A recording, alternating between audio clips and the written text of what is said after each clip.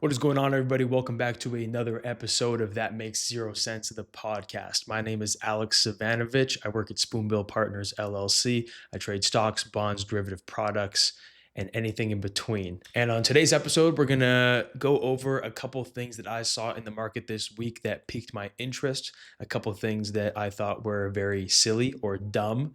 And next week, I think we might return back to the model where we answer some viewers' questions because we haven't done that in a long time. But without further ado, let's jump right on into today's episode because we got a lot to cover and I got a couple hot takes. So let's do it. So for part one of this episode, we're going to talk about something that I saw today, actually. So at the time of this recording, it's Wednesday. And I saw on one of my morning emails this term that we've seen thrown around a lot called token maxing. And it was a note about Sam Altman and OpenAI and some of these startups at Y Combinator. Now, before I even get into anything about Sam Altman or OpenAI, I just want to say how incredibly dumb. Yeah, but for lack of better words, I don't want to swear on this podcast. It's just dumb. The terminology where we use the suffix maxing for anything. It's a TikTok trend, a social media trend. You see it on Instagram a lot where somebody will say they're doing some action and then adding maxing to the end of it. I've seen people say they're VO2 maxing when they're doing cardio, or I'm gains maxing when I'm in the gym, or intelligence maxing when I'm reading a book. Like it's just this silly, stupid way for this online generation to say that they're doing something productive as they add the suffix maxing to everything. So when we say token maxing, what we're talking about is using as many tokens as possible when we're doing our code or whatever it is to try and beef up the amount of tokens that we're using so the numbers look better. I guess the token consumption numbers look better. So that's sort of the idea with token maxing, I guess. Now, why it was mentioned in this note today. So Sam Altman started to talk about how he's going to invest $2 million worth of tokens as like an investment into Y Combinator startups. And in exchange, they would get equity issued to OpenAI at the next round, I guess, the next time that these companies or startups raise money. OpenAI gets equity at that valuation, wherever the next round is, whatever $2 million gets you. Now, there's a couple things that are wrong here because right off the bat, tokens for OpenAI, who I guess issues, this is not the right terminology, but when you issue tokens, it doesn't cost $2 million for OpenAI to deliver the product, quote unquote. It doesn't cost OpenAI to deliver $2 million worth of tokens in queries or inference or whatever. So I did a little bit of research, and although OpenAI doesn't disclose truly what their margins are, I did find a little bits and pieces here and there, and we can sort of begin to piece together that the margins in the absolute worst case are roughly 30%. So what that means is for every $1 of revenue, 30 cents flows to the bottom line. So OpenAI's actual cost to deliver these tokens, this $2 million of the tokens, is roughly $1.3 million.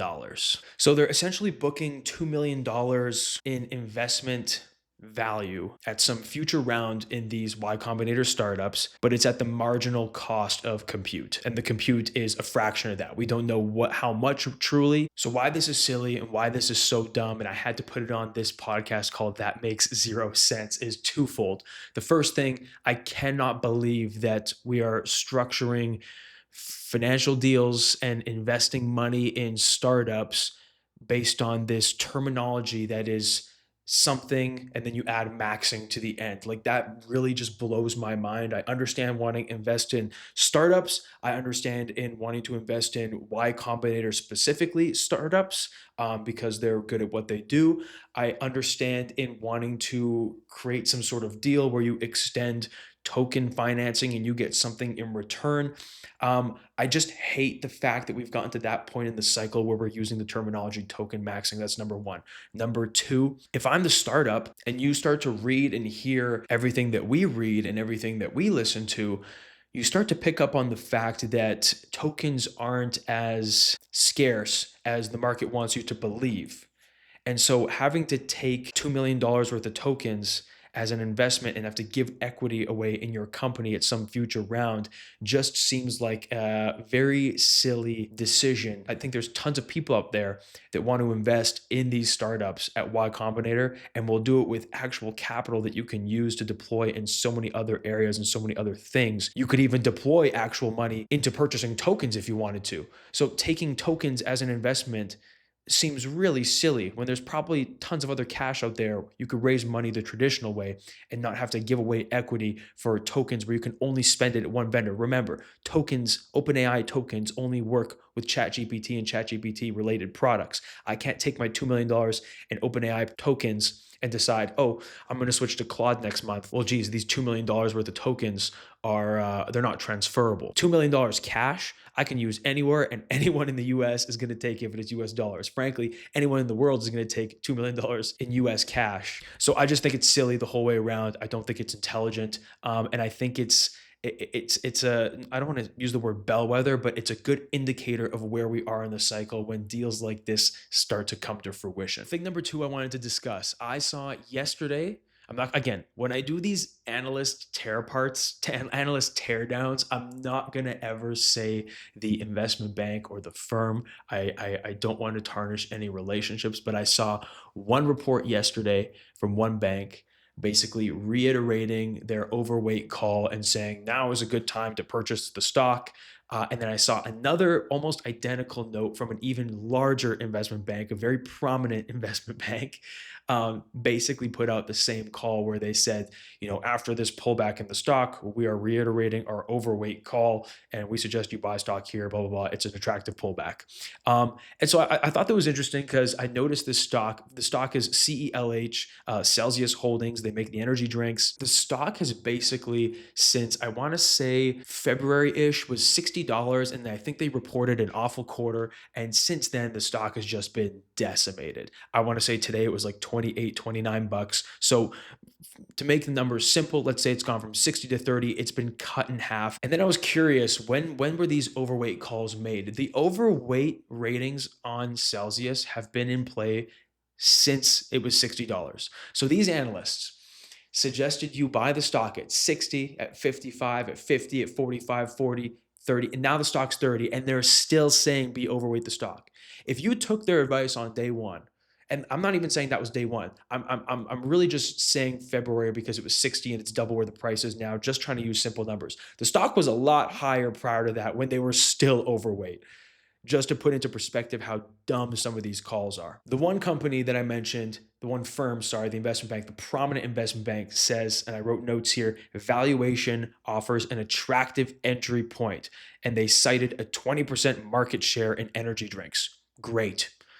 Perfect. The stock doesn't seem to care that they have a 20% market share in energy drinks. Then the other investment bank said they hosted meetings with the CEO and they're calling the recent weakness timing related and not structural. So like I said, they didn't downgrade at 60. They didn't downgrade at 50. They stayed overweight the whole time. Now at 29 bucks, 30 bucks, let's call it, it's an attractive entry point. You've basically been saying, if you have been overweight the whole time, you've said it's basically, in other words, have been saying it's an attractive entry point the whole time. So the entire time it's gone down $30, it's been cut in half. 50% of its value has been erased. It's been an attractive investment that entire time. In my opinion, if you say it's timing related and not structural, in analyst speak, I sort of just think you don't know what you're talking about. You don't know what's wrong, but you're sticking with your call because you look so horrendously dumb. So the point of me bringing this up, and the bottom line is, I guess sort of the punchline, is when an analyst is overweight or buy rated a stock at 60, and they've watched it get cut in half, and they reiterate the overweight and put out a fresh note yesterday and today, two different banks put out a fresh note reiterating their overweight call and providing a bunch of new reasons. In my opinion, their rating is meaningless. It means nothing to me. I want to know who was sell rated at 60.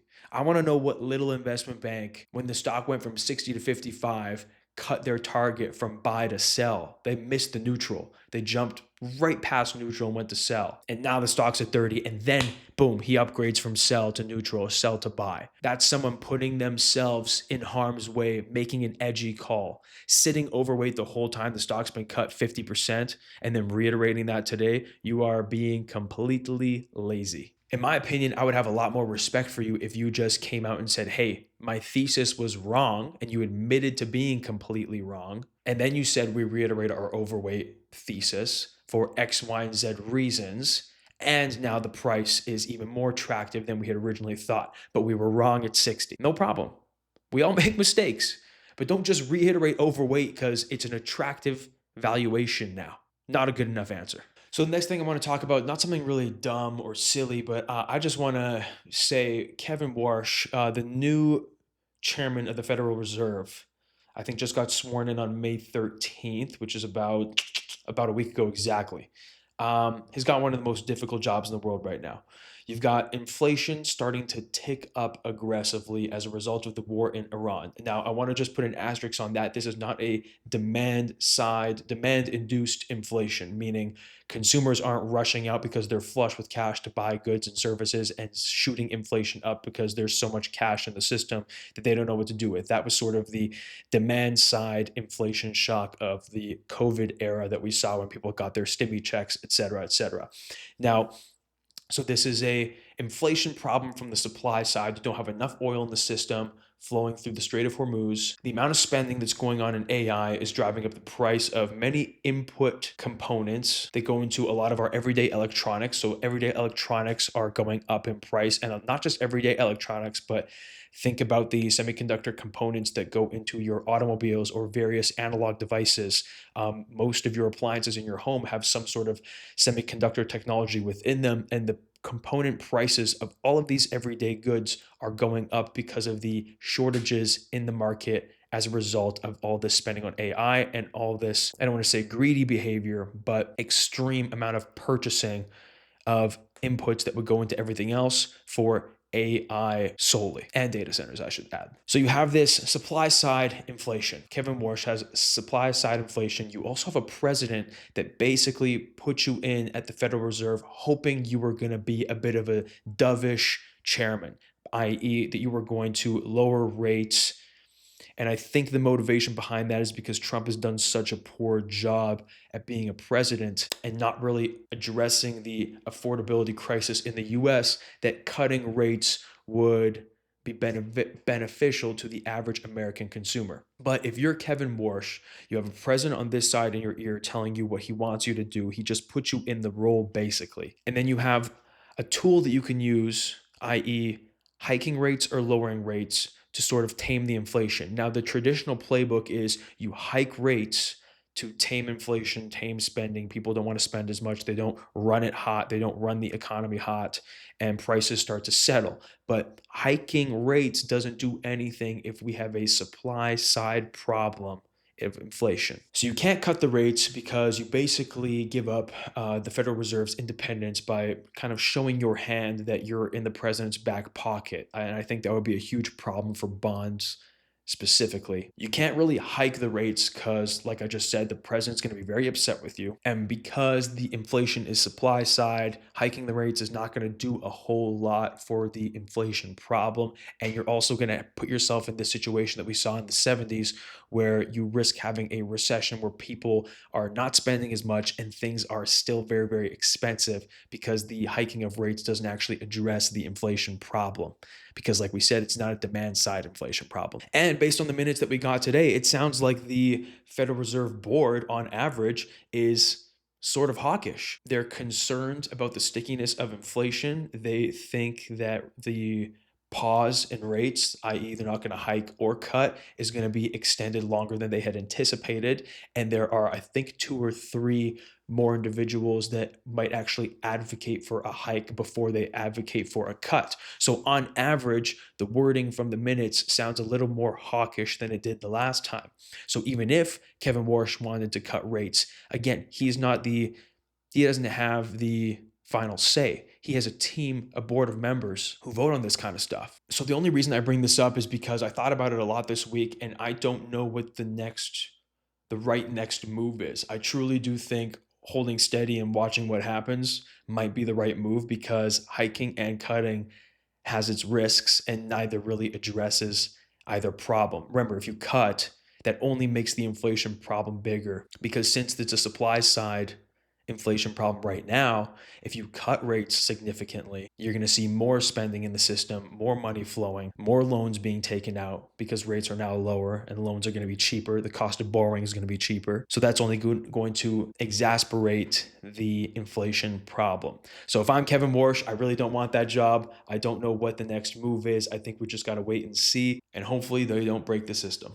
But if I'm being so honest here, I think something else is going to break the system way before the Fed does this time around. So the last thing I want to talk about, I got a note the other day that basically talks about flows, I guess hedge fund flows and mutual fund flows.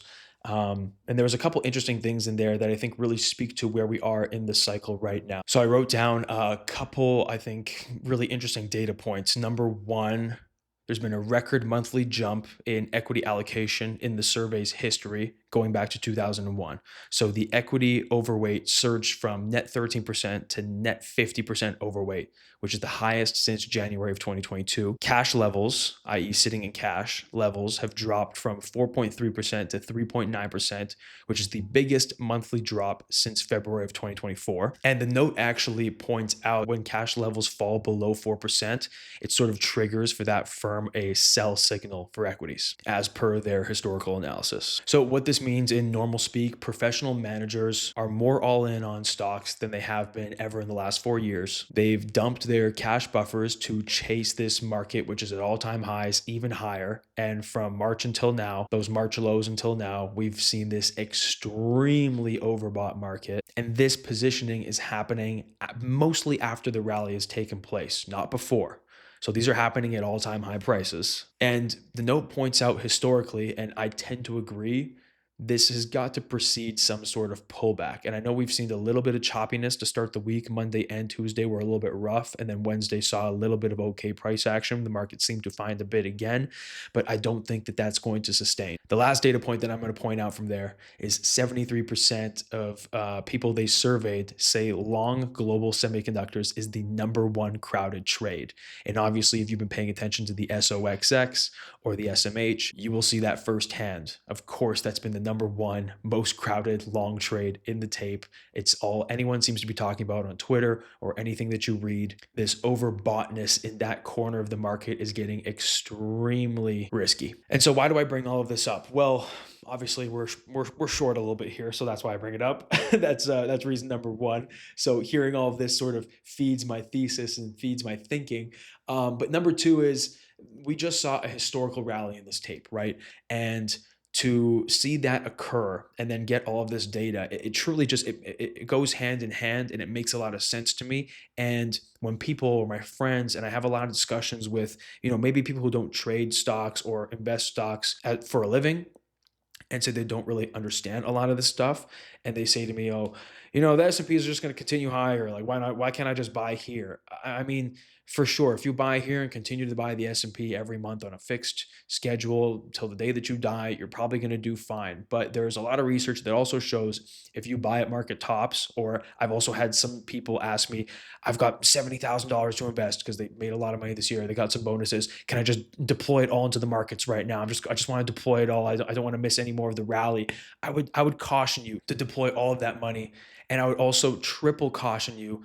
A lot of people come to me and say, well, Nvidia's up this much percent, or ASML's up this much percent this year, and I missed so much of the rally. Like, why can't I buy it here? It's probably going to continue to go. A lot of these data points that I just pointed to, and it almost makes me feel uncomfortable when people say that, because yes, the market has gone up aggressively the last few years. But when you read some of these data points, it truly makes you stop and think for a second, like, gosh, we are in the upper 90 percentiles of market moves, i.e., these are tail outcomes. These things don't happen often. And so when they pull back hard. There is this thing called a reversion to the mean. And I'm not saying stocks are going to go down in perpetuity forever. That would obviously ruin everything in society.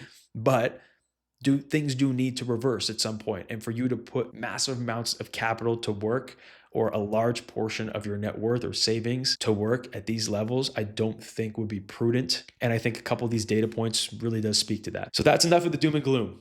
I can feel myself losing my voice because there was so much doom and gloom, and I was getting really scared there and anxious. No more doom and gloom. I want to finish it off on a positive note. We have SpaceX coming soon. That S1 was just dropped today. There was Cerberus last week. A bunch of stuff happening in the syndicate market is super exciting. I'm going to drop another episode next Friday. I hope you have a fantastic Friday today. Before I sign off, please do remember to follow us on Instagram, on YouTube, and on TikTok, where we do some of the short form videos. I usually clip these podcast episodes and post little clips of things that I thought were interesting from the Friday episode onto those accounts. So make sure to follow those. And like I said, have a fantastic Friday, a great weekend. Take care, manage your risk, and I'll catch you next time. The content of this podcast is provided for informational and educational purposes only and should not be construed as financial, investment, legal, or tax advice. The views and opinions expressed by the host and any guests are solely their own and do not reflect the views of any employer, firm, or affiliated institution. Any examples or strategies discussed are general in nature and may not be appropriate for your personal circumstances. Always consult a licensed financial advisor or other qualified professional before making any financial decisions. The host and production team assume no liability for any loss or damage resulting from reliance on the information provided in this podcast.